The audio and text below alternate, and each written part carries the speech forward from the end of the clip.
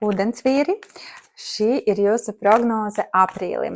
Tā, tad sākam ar to, ko nesīs aprīlis kopumā. Kādas būs aprīļa sākuma enerģijas ūdensvīriem?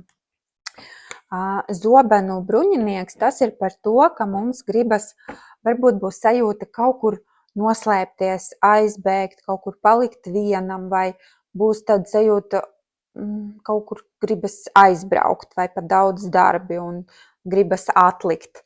Kaut kāda kustība, gribēsies kaut kur izkustēties no tā, kas ir, no rutīnas, no ierastā.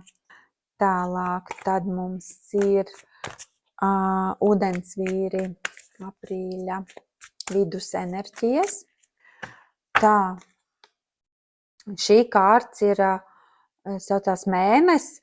Tas ir par to, ka varbūt kaut kāda sajūta, ka nevarat saprast situāciju.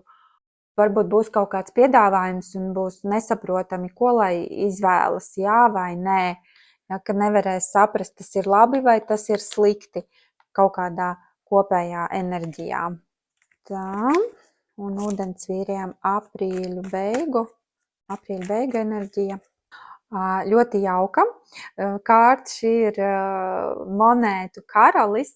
Tas ir par ērtībām, komfortu, pārliecību, finansēm.